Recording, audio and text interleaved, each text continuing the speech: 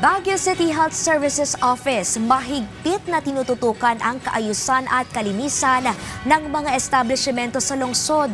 Ito ay para maiwasan ang pagkalat ng sakit, dulutang peste o pest-borne illnesses. Si Christine Bornolia sa Baway sa sentro ng balita.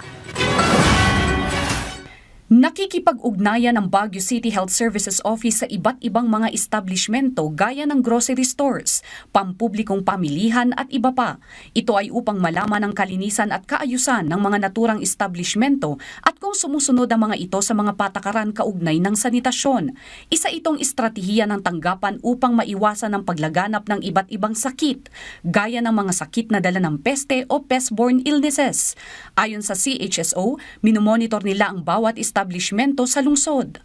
Very close monitoring ang ating mga supermarkets and the groceries, especially mga storage areas nila where of course kung may mga butas diyan at nag-pest control ng isang katabi na establishment, talagang pupunta sa kanila. So it must be a massive and one-time pest control of all these establishments, especially their kitchens, their toilets, kailangang malinis, no?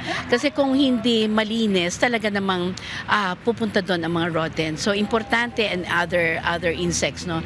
Inaasahan ng tanggapan na mapanatili ang kalinisan ng lahat ng establishmento, lalo na ang mga nagbebenta ng pagkain. Importante talaga that all types of establishments in the city of Baguio has to be maintained on cleanliness, proper sanitation, para po hindi po pamugaran din ng ating mga rodents. Ayon kay Dr. Brillantes, kinakailangan ng pagkakaisa at pakikibahagi ng may-ari ng establishmento upang makontrol ang mga peste. Christine Bornolia sa Baway para sa Pambansang TV sa Bagong Pilipinas.